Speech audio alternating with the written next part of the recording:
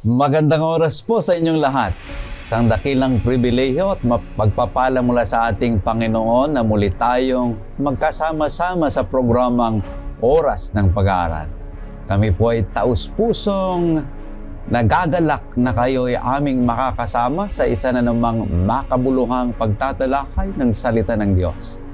Isang mainit na pagbati rin sa atin sa lahat ng ating mga masugid na tagapanood at tagapakinig dito sa YouTube at sa AWR 89.1. Gayon din sa ating mga masigasig na taga-subaybay mula sa iba't ibang panig ng mundo. Sa British Columbia, Canada, sa Pennsylvania, sa Norway, sa Burbank Kinsdale Film Church, at sa lahat ng panig ng mundo, sa Luzon, Visayas, at Mindanao. Naway patuloy kayong pagpalain ng ating Panginoong Diyos. Sa programang ito, sama-sama nating bubuksan ang salita ng Diyos at pag-aralan ang mahahalagang aral na makakatulong sa ating pananampalataya at pamumuhay. Ang ating hangarin na hindi lamang kaalaman, kundi mas malalim na pagkakilala sa Panginoon at higit sa na pag-ibig sa Kanyang mga pinangako. Sa ating paglalakbay ng pag-aaral ngayong oras na ito, makakasama natin muli ang dalawang espesyal na panauhin na magbabahagi ng kanilang pananaw at paliwanag mula sa ating leksyon. Ang Ministerial Secretary ng Northern Luzon, Philippine Union Mission, si Pastor Marvin Diaz. Kumusta po kayo, Pastor Marvin? Maganda at mabuti, Pastor Jones, Pastor Ray. At nais ko rin pong batiin ang ating mga kaibigan, mga kapatid na nakikinig at nanonood sa programang ito. Nawa pagpalain sila ng ating Panginoong Hesus. At syempre, kasama din natin ang Sabbath School and Personal Ministries Director ng Southern Luzon, Philippine Union Mission, si Pastor Relino Urbi. Magandang oras po sa inyo, Pastor Ray. Magandang oras sa lahat ng mga nanonood, ganun din sa AWR, ang mga nakikinig sa GSAT Channel 33. Purihin ang Panginoon Diyos sapagkat patuloy kayong nanonood at sumusubaybay sa programang ito. Ganun din ang mga kapatid natin sa Lukban, mga Rondalia, ganun din ang mga Tagaytay Central at sa Santa Elena, at ganun din sa Camarines Sur at Norte. Purihin ang Panginoon Diyos sapagkat, Pastor, sabi, batiin niyo kami at patuloy kaming nananatiling sumusubaybay. Kaya purihin ang Panginoon Diyos, pagpalain kayo mga kaibigan, mga kapatid, lahat ang mga nanonood dito sa Oras ng Pag-aaral. Maraming salamat, Pastor. Tayo po ay nasa panghuling trimestre sa ating pag-aaral na may pamagat Mga Aral ng Pananampalataya mula kay Josue. Tunay na kamanghamanghang patuloy nating paglalakbay sa mas malalim na pagkaunawa sa mga banal na kasulatan. Sa pagkakataong ito, tayo po ay maghahanda upang sabay-sabay nating simulan ang ating pag-aaral ng leksyon. Naanayaan ko ang lahat na buksan ang kanilang Biblia at sumunod sa ating pagbulay-bulay ng salita ng Diyos. At upang higit tayong patnubayan ng banal na Espiritu, tayo po ay dudulog sa panalangin. Hilingin natin si Pastor Marvin na manguna sa ating panalangin. Manalangin po tayo. Dakilang Diyos, kayo po na makapangyarihan sa lahat.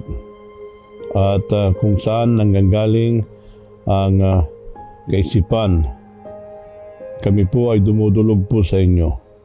Aming pong pag-aralan ang iyong mga salita. Makiusap po kayo sa amin sa pamamagitan ng banal na Espiritu.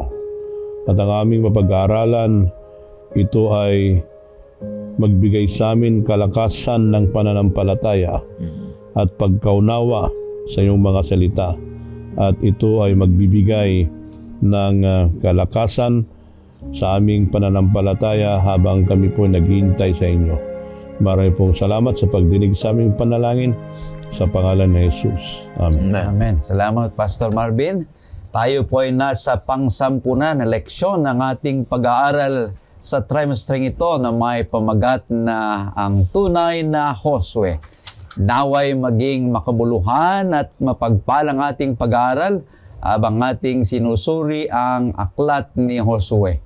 Ang ating talatang sasauluhin ay matatagpuan sa unang Korinto 10:11. Ang mga bagay na ito ay nangyari sa kanila bilang halimbawa at nasulat bilang pangaral sa atin na dinatnan ng katapusan ng mga panahon. Kaibigan, madaling maunawaan kung paano ginagamit ng Biblia ang tipolohiya. Ang tipolohiya ay pag-aaral ng mga simbolo at anino ng mga bagay na darating. Itong ating pag-aaralan ngayon dahil ang Biblia ay gumagamit ng tipolohiya ng mga tao, mga pangyayari at mga institusyong nagsisilbing larawan o paunang pahiwatig ng mas dakilang katotohanang natutupad kay Kristo.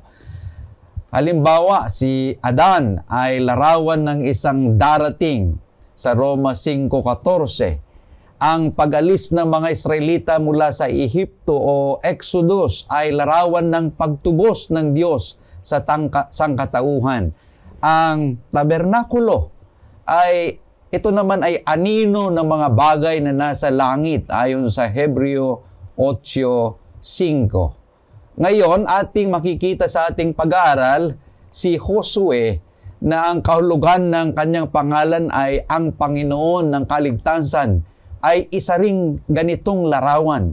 Pinapakita ng kanyang buhay at paglilingkod ang daan patungo kay Jesus, ang tunay na Josue, na umaakay sa kanyang bayan patungo sa walang hanggang lupang pangako.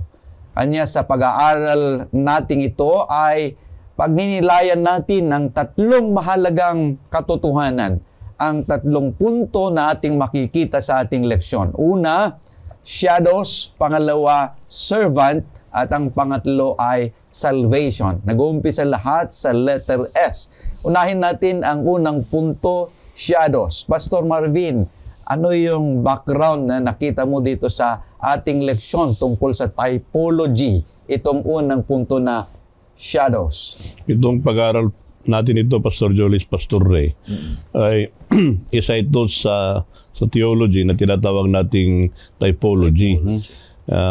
Yung type and anti-type. Yung tinatawag na type, yun yung shadow. Anino. Anino. Yung anti-type, yun yung reality.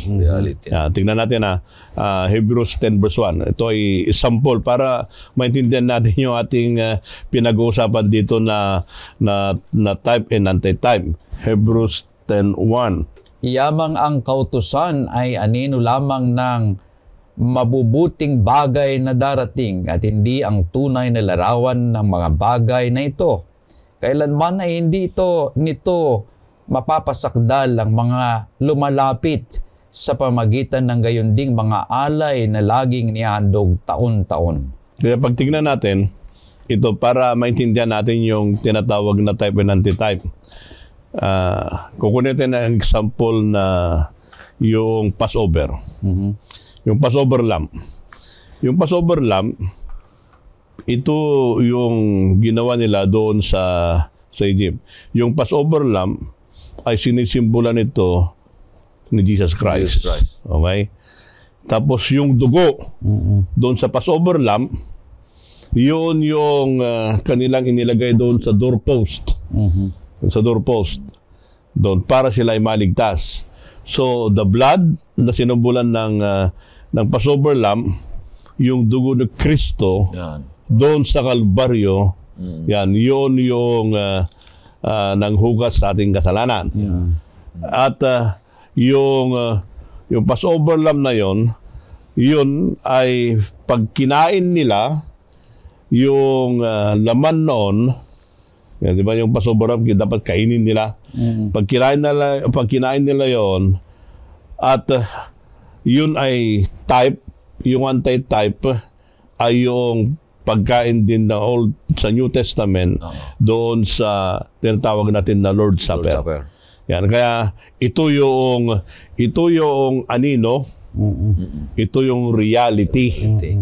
Kaya itong pag-aaral natin ito ay si Joshua, yun yung type, Anino. Oo. yung anino, si Kristo, yun yung Reality. Reality. Ay, yun lang yung ating lesson. Yan, kasi yung true Joshua. Kasi sino yung true Joshua?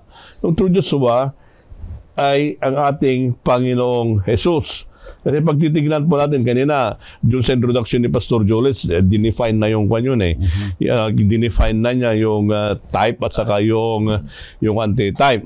So, pag titignan natin, yung shadow, kasi dito, yung unang outline natin ay shadow. The typology points to Christ.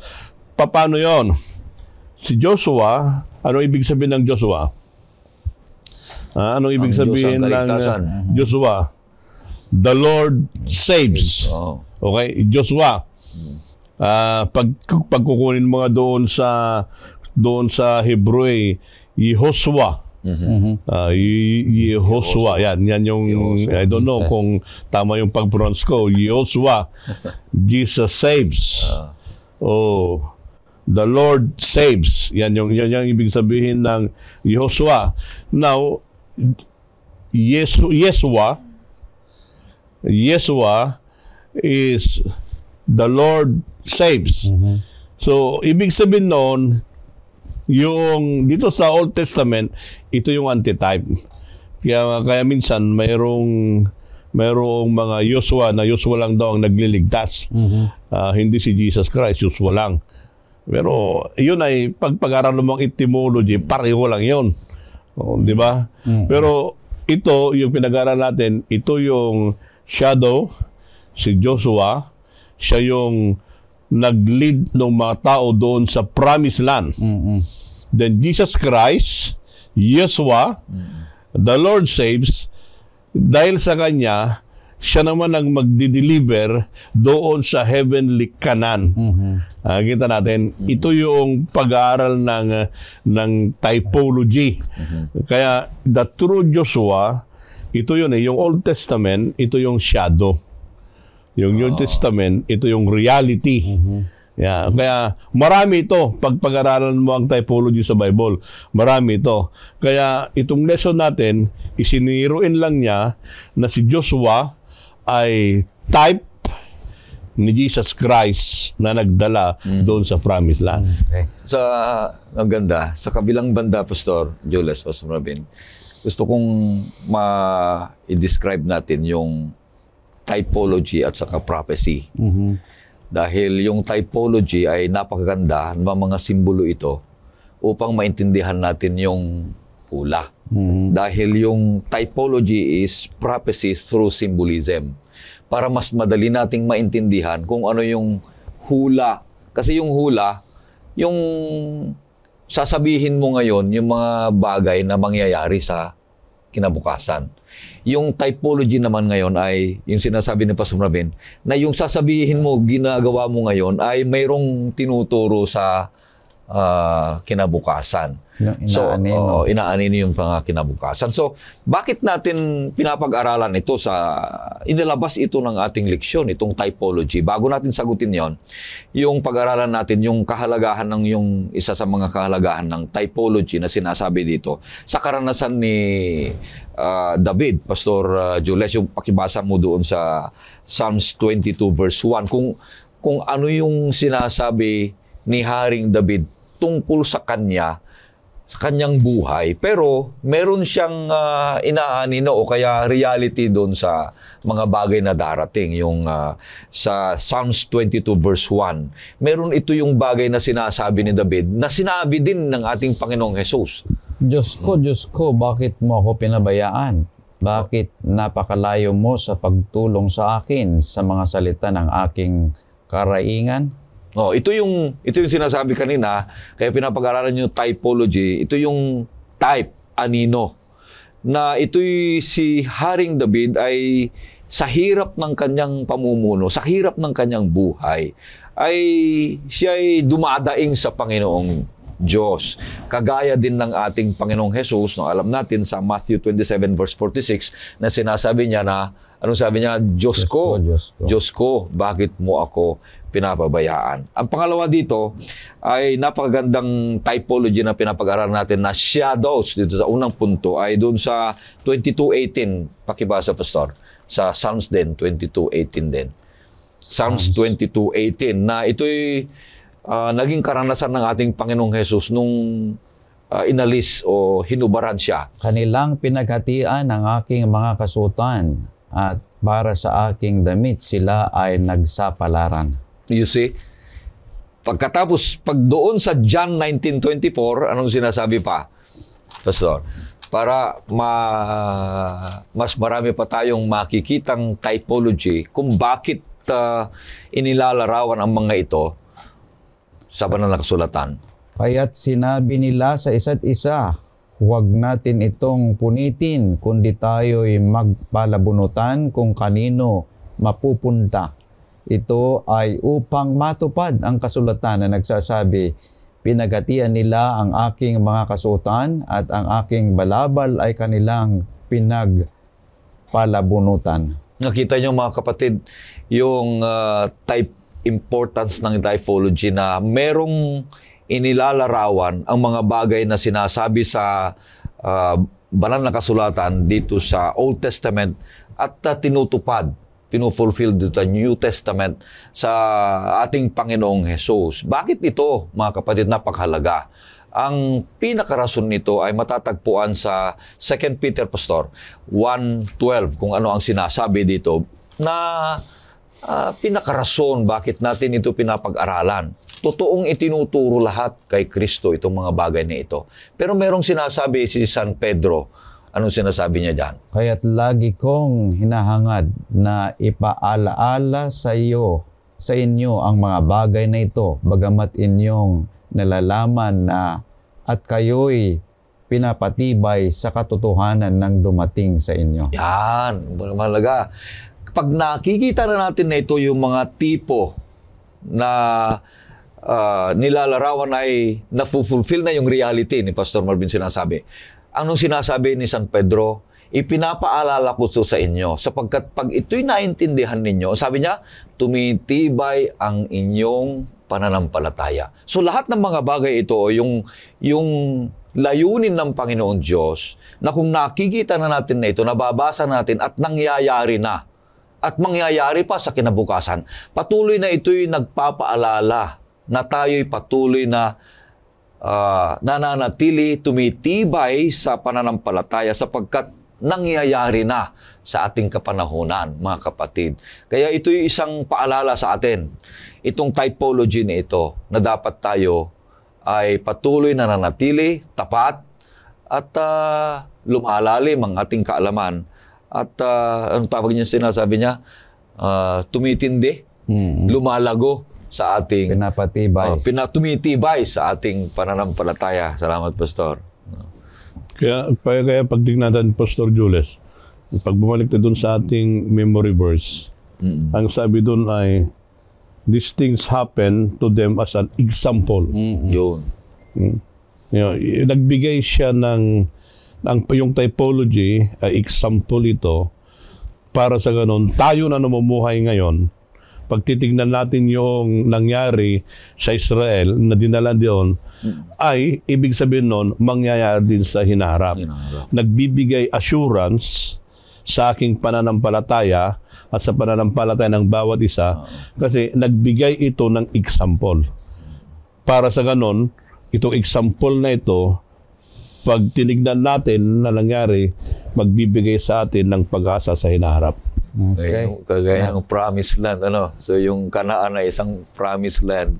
Meron din tayong typology na promised land, yung langit na inihanda ng ating Panginoong Diyos. Pastor? So yung types na ating binabanggit dito ay it is not the end in themselves. Ito yung sinasabi natin na they were divine signposts pointing to Jesus Christ. So kagaya ng isang mapa na gumagabay sa traveler sa kanyang destination, gayon din, ang biblical types ay ito yung nag-guide sa atin patungo sa ating Panginoong Hesukristo, the true fulfillment of every symbol.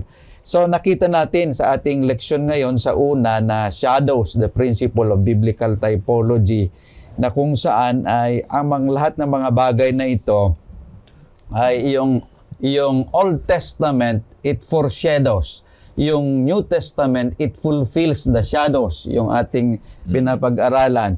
And in Jesus Christ, all promises find its fulfillment sa Kanya. So napakaganda yung ating unang nakita dito sa ating punto na shadows. Tayo itutungo sa pangalawa na punto, letter S, servant. Pastor Marvin, ano yung nakita mo rito sa ating pangalawang punto? Servant, Joshua as the type of Christ. Pag tingnan natin ito, yung servant, kasi yun yung isiruin natin yung lingkod. Yung pag-aaral na yun na siyang lingkod ng Panginoon. Nung kanyang tinanggap yung responsibility, ano yung type, yung type, kasi hindi na wag tayo alis doon sa type at saka anti-type doon. Ano yung type nung yung kanyang tinanggap yung responsibility, ano yung mission ni Joshua na gaganapin. Ang mission ni Joshua na gaganapin ay to lead the people to conquer the land of Canaan. Yun yung mission niya. Yun yung responsibility. Kasi pag tinanggap na yun at it's only for the title, hindi naman niya gagawin, so walang silbi yun. That's the type. Now, ano yung anti-type naman? Ano na yung anti-type? Now, si Jesus Christ naman yun, dahil sa Kanya, it leads the believers to the heavenly Canaan. Wag tayong alis doon. Ito ay servant. Yung term si Joshua is a servant of God, and Jesus Christ doon sa gospel, especially doon sa book of Mark, yun ay servant. Kanya ilinirawan niyo yun na servant. So both of them, the type is Joshua will lead the people to the physical land of Canaan, and Jesus Christ is to lead the believers into heavenly Canaan. Yan, nakita yung one. Then yung conquest, pag titignan natin, the conquest is through the leadership of Joshua, they will defeat the Canaanites. That's their physical enemies. Okay? Then, on the other hand, the antitype, Jesus Christ will defeat the spiritual enemies. Huwag na ngalis yun. Kaya napaganda nga itong one natin napaganda itong lesson natin. So both of them, they are servant, and Joshua and Jesus Christ, ito yung typology na nangyari sa context na ito, kasi yung ating pag-aaral na servant, Joshua as the type. So, type yun. Kaya pinakita ko rin yung reality para sa ganon, maintindihan ng bawat isa sa atin na ito yung tinutubok ng ating lesson.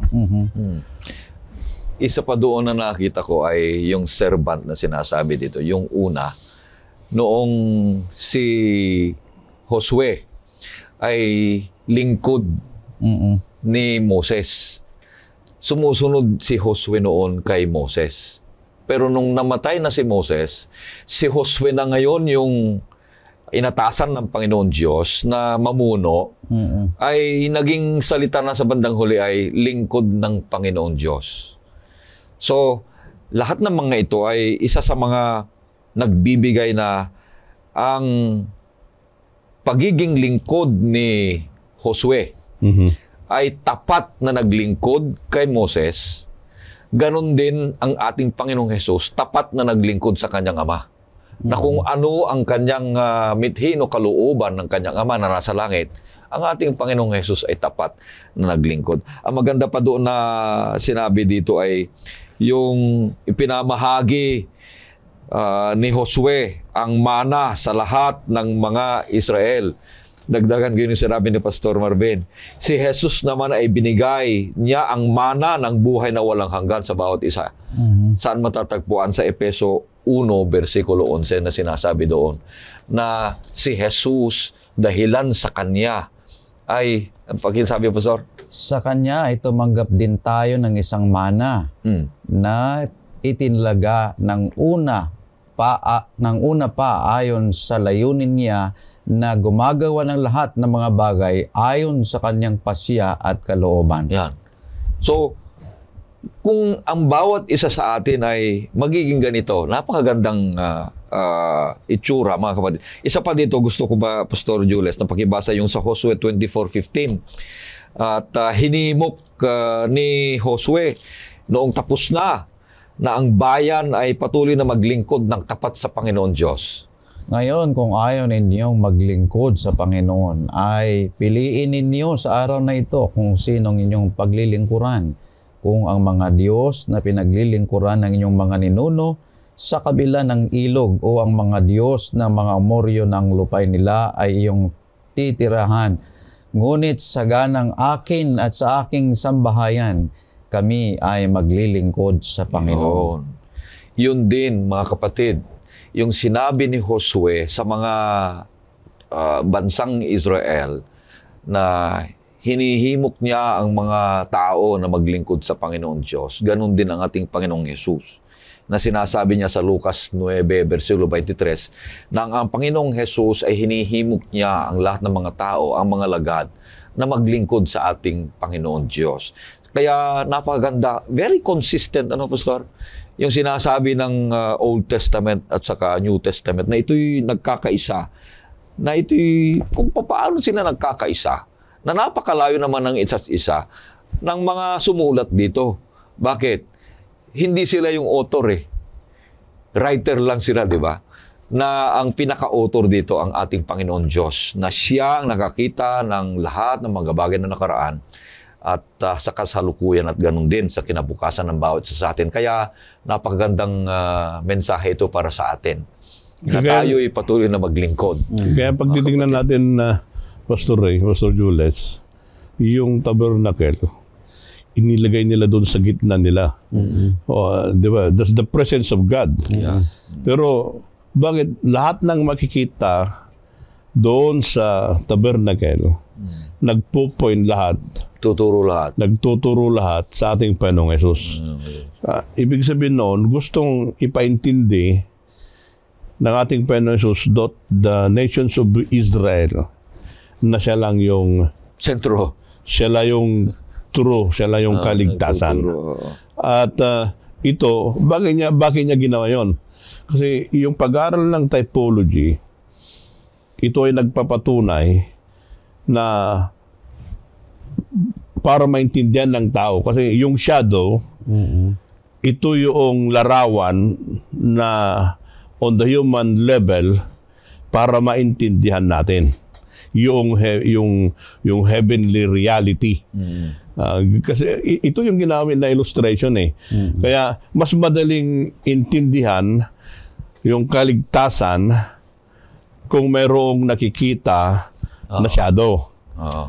Di ba, yung shadow. Pero yung shadow, hindi yung permanent. Mayroon yung katapusan. Totoo talaga.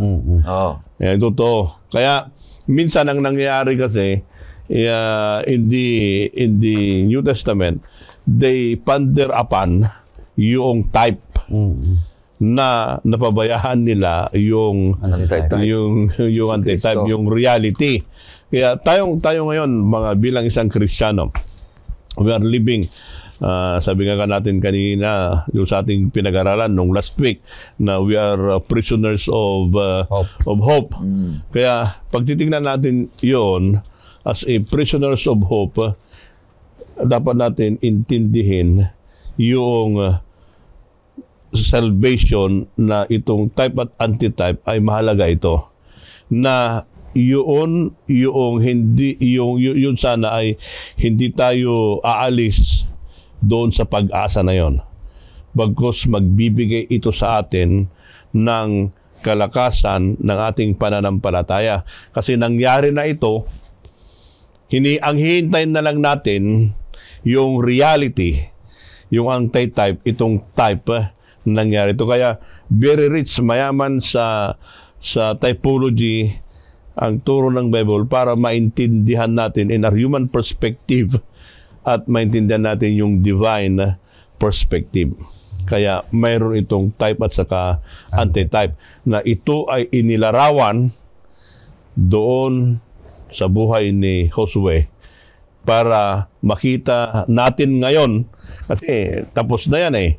Tayo ngayon, tinitignan natin ngayon ito para maintindihan natin kung ano ang ginawa ng ating Panginoong Hesus. Okay, napakaganda yung ating mga pag-aaral, ano? Kasi sinasabi na yung mas mapalad tayo kasi doon sa lumang tipan ay hindi nila nakikita yung realidad. Ngunit tayo ngayon ay nakikita natin, may lens tayo na yung nangyayari sa Old Testament ay may katuparan sa New Testament. Na yung ginawa ni Josue bilang isang servant ay ito'y nangyari sa ating Panginoong Hesukristo bilang isang servant sa katuparan. Yung sa banal na kasulatan, Pastor, sa New Testament, sa Colossus 2, di ba alam natin yon? May tinutukoy dito na anino na magsisidating sa bandang huli, na ito'y inilalarawan ng ating Panginoon. Colossus 2, 14, alam natin yan. At saka 17. Na pinawi ng sulat kamay na laban sa atin na nasa mga tuntuning salungat sa atin. At ito'y kanyang inalis at ipinako sa krus. 17.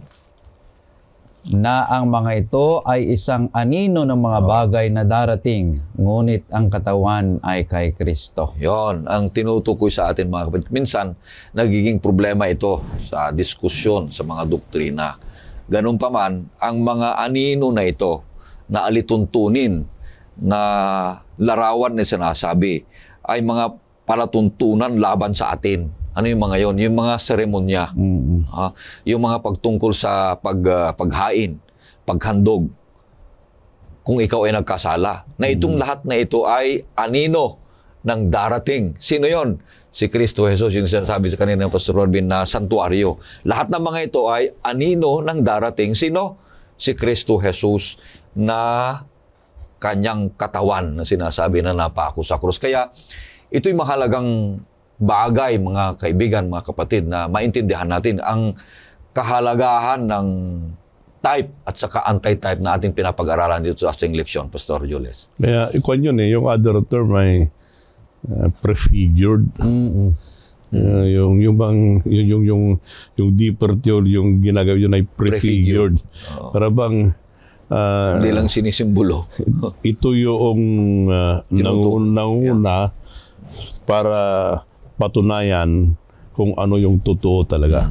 Okay. Tinutukoy siya. So, ito, nakita natin dito sa pangalawang punto na kung saan yung sinasabi natin that what Joshua began ay tinuloy ng ating Panginoong Hesukristo, dahil si Josue ay dinala ang Israel doon sa sinasabi natin na land of rest.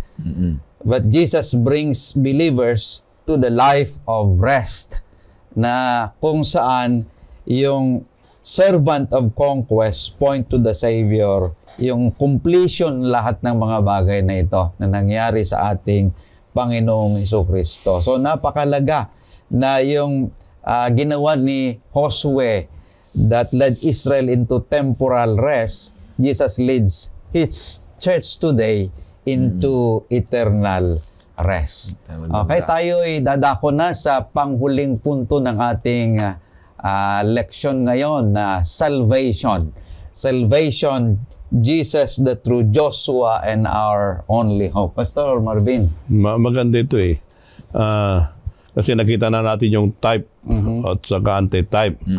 Now, we concentrate now on Jesus Christ, the source of salvation. Kaya doon sa Greek nga may sabing in Cristo, in Christ. Yeah, in Christ, it means to say the salvation is fulfilled.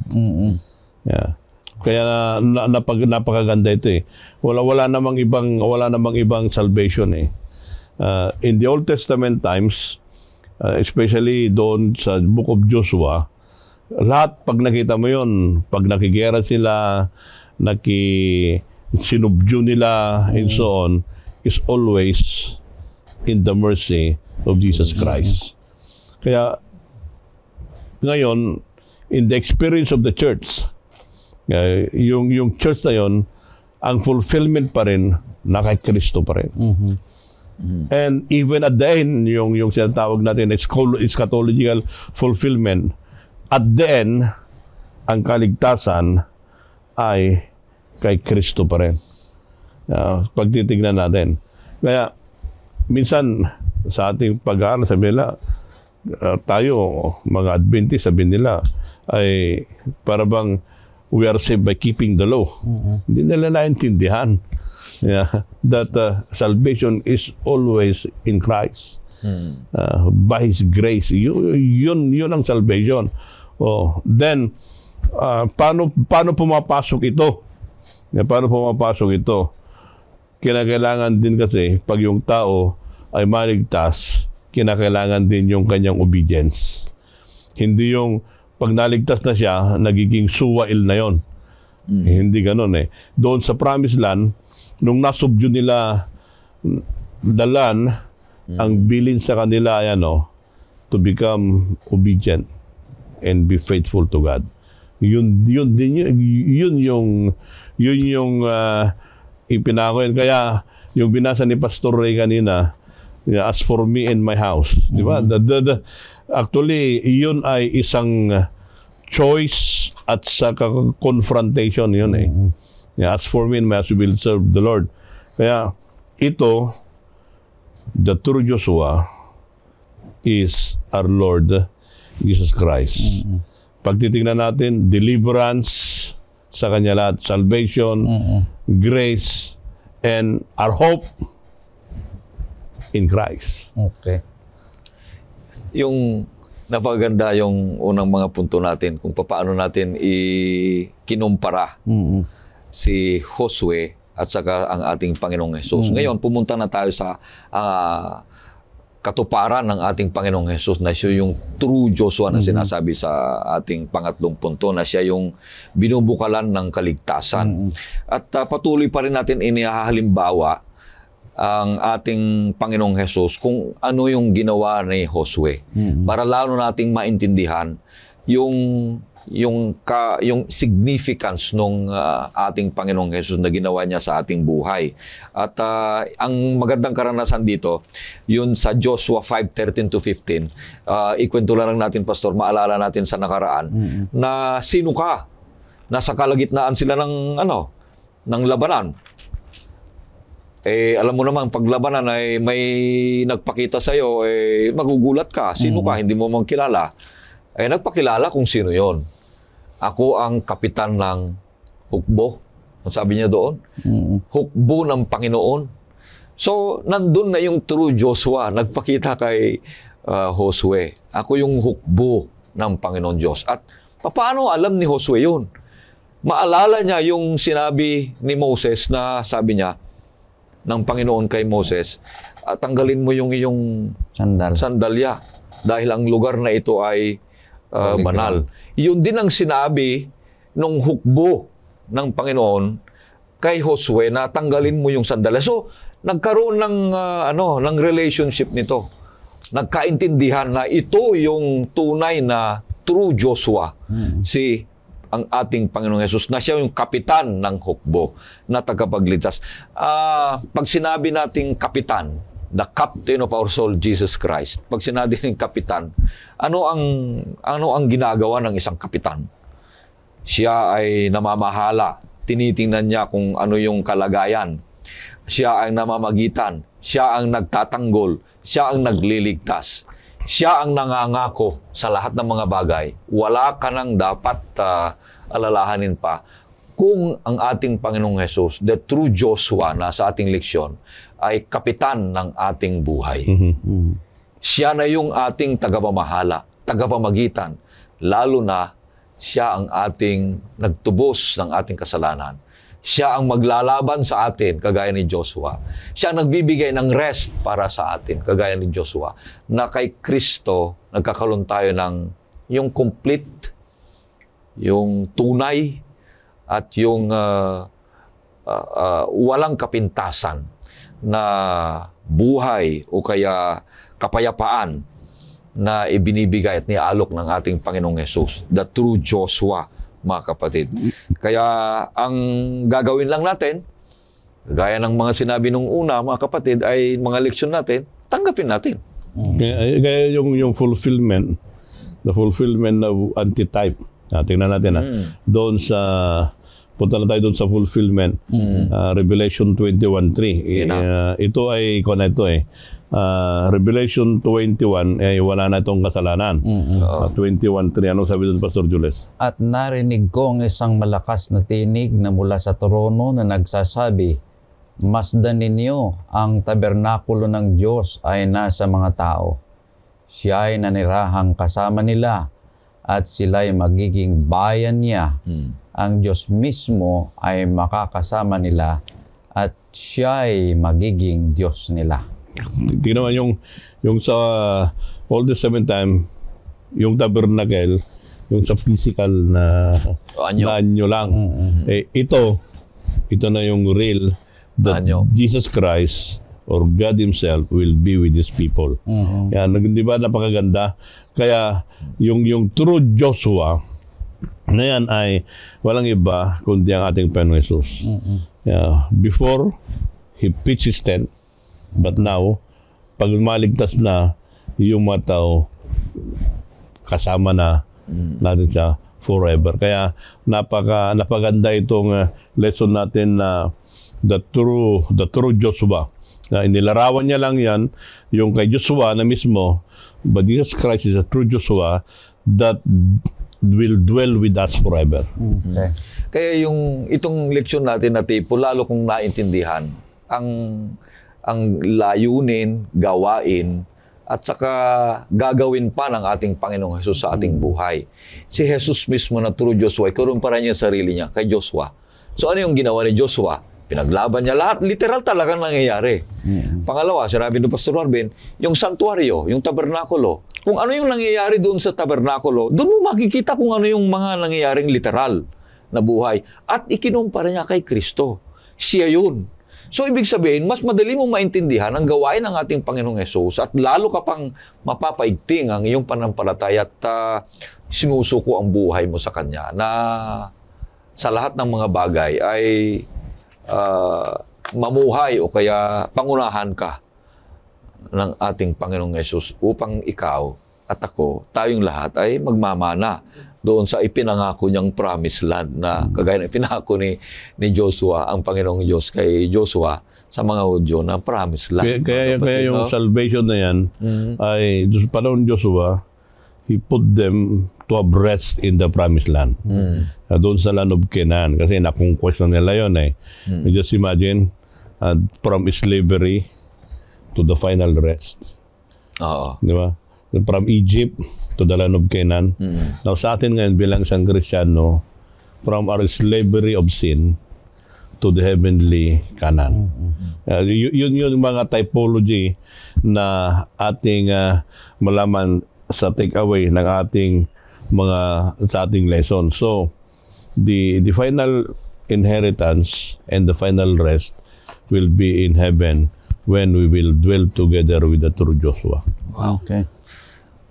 Wala na tayong battles na matatalo tayo, kundi lahat na battles natin sa buhay, lahat na hamon natin sa buhay, mga kaibigan, mga kapatid, ay when we have the true Joshua, Jesus Christ, ay mananalo tayo. Ganun pa man, ang sinasabi ni Ellen White dito sa Patriarchs and Prophets 480, sabi niya, as Joshua led the children of Israel into the earthly Canaan, So Christ will lead His faithful ones into the heavenly.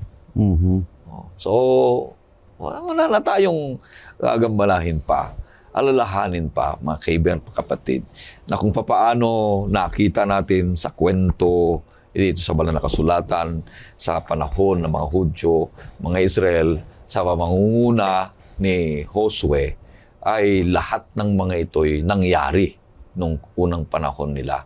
Ganyan din ang gagawin ng ating Panginoong Hesus, na yung rest, kapayapaan, kaligtasan at buhay na walang hanggan ay kay Kristo matatagpuan. Mag-umpisa dito sa lupa, pagtanggapin natin ang ating Panginoong Hesus. At reality, Pastor, doon sa langit na bayan. Kayo yun ang ating inaasam ng bawat isa sa atin, na patuloy tayong naglilingkod na may katapatan. Patuloy tayong nagbabahagi, mga kapatid. Dati lang ang kaligayahan natin ay doon sa pagbabahagi. Kaya nga't ang mga leader ng iglesia, kami mga pastor, mga kapatid, natutuwa kami. Hindi lang dahil sa kami ay naglilingkod, kami ay nangunguna sa mga kapatid, sa pagsamba, lahat ng mga bagay. Ang aming kaligayahan ay kung makita namin ang bawat isa, bawat lingkod ng Panginoong Diyos na nananampalataya sa ating Panginoong Hesus, Pastor Jules, ay maglingkod na may katapatan sa pamaraan ng paano? NDRIL, Pastor. Sa pagbahagi ng salita ng Panginoong Diyos, Pastor Jules.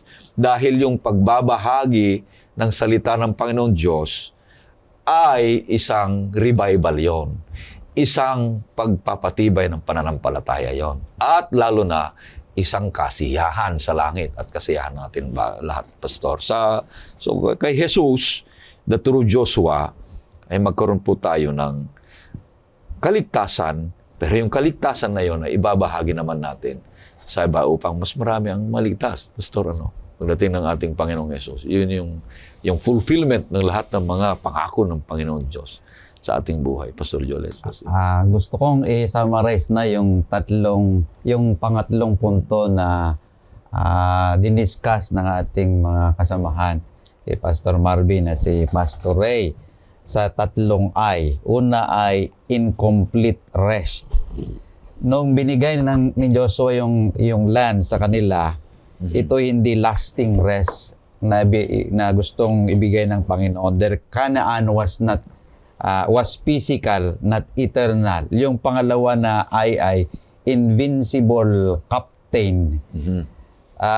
Like Israel's conquest under Joshua, the Christian life is a spiritual battle. Tayo we fight not for territory, but for truth, yung katotohanan. Not to conquer others, but to conquer self.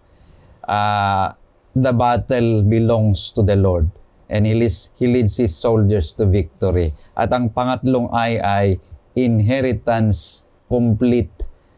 Yung sinasabi natin na through Joshua, si Jesus secures for His people an inheritance incorruptible.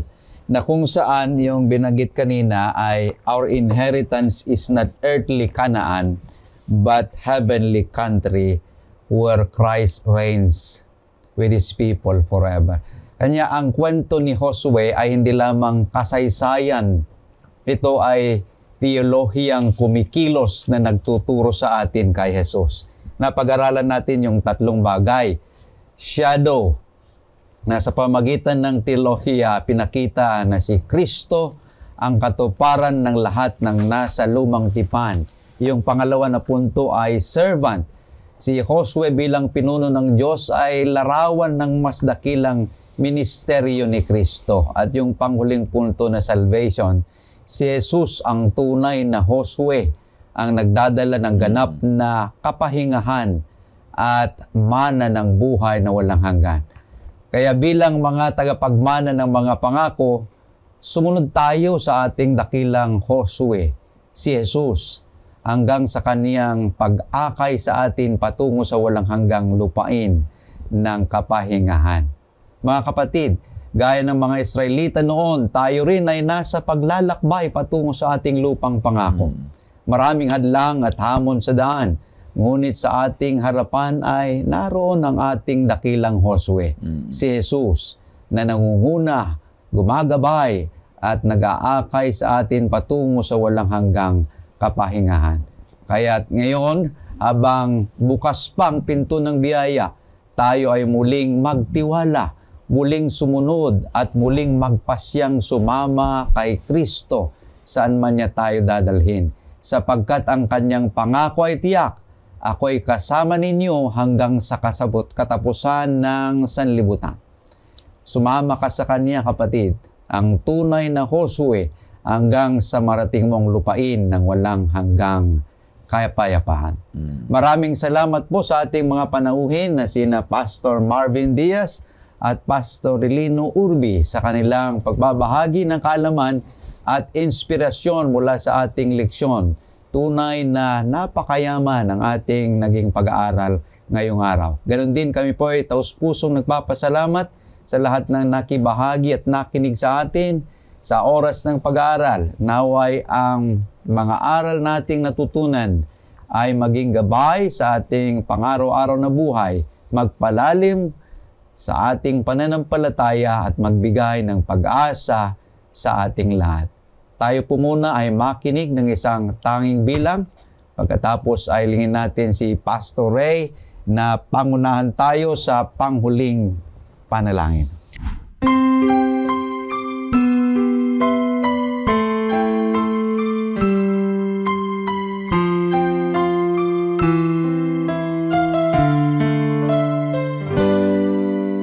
O Diyos, nang malaman mo ang kahinaan ko, ang mga pagkakamaling nagawa'y dilingid sa'yo. Ako ay nalagay sa di magandang kinabukasan, ngunit di mo pinabayaang mawalay. Salamat sa'yo, Panginoon ko, binigyan mo ng pag-asa ang pusong ito. O kay saya muli ng buhay ko, ang ika'y maging matibay na kanlungan ko.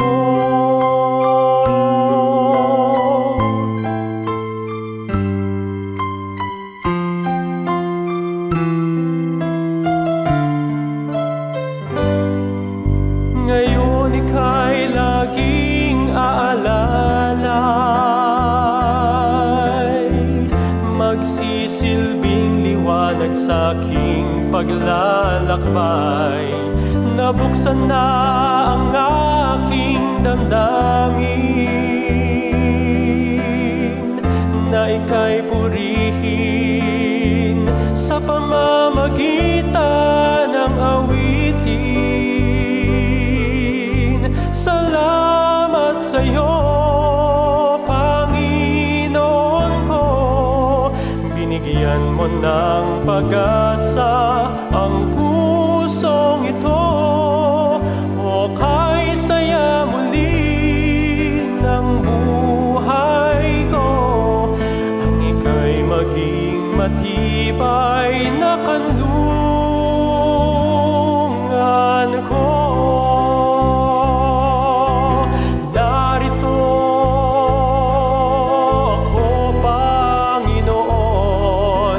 Nakahandang suklian ang pag-ibig mo. Dumating man ang maraming kahirapan, alam kong di mo ako iiwanan.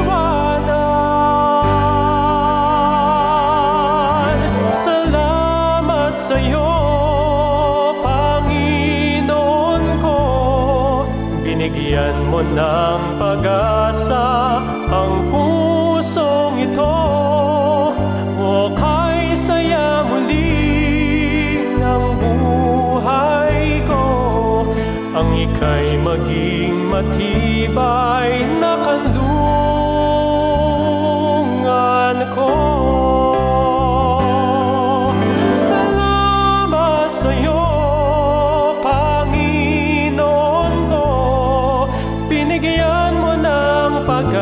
pag-asa ang puso ito, o kay saya muli ng buhay ko. Ang ika'y maging matibay na kanlungan ko. Ang ika'y maging matibay na kanlungan ko.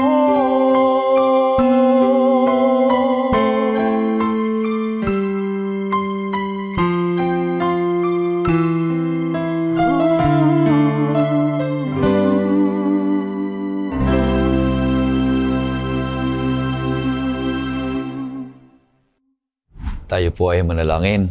O Panginoon Diyos, napakabuti niyo sa amin.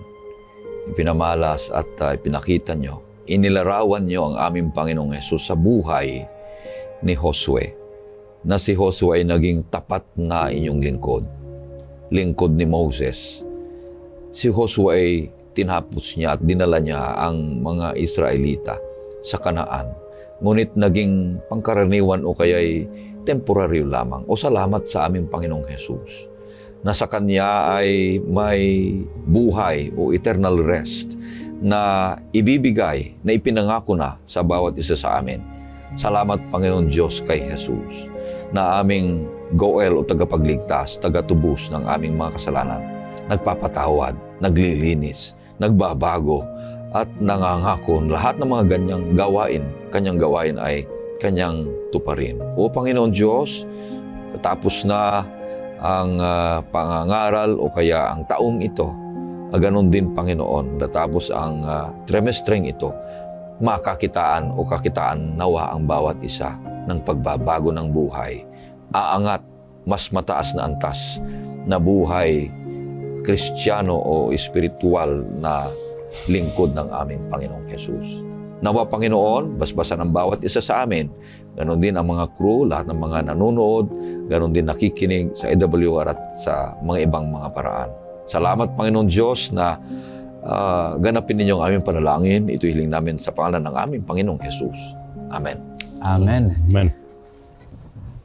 Kapatid, huwag po ninyong kalimutang muli tayong magsama-sama muli sa susunod na edisyon ng Oras ng Pag-aaral. Hanggang sa muli, ako po ang inyong kapatid, Pastor Julius Bermudez. Naway ang biyaya at kapayapaan ng ating Panginoong Diyos ay sumasa ating lahat.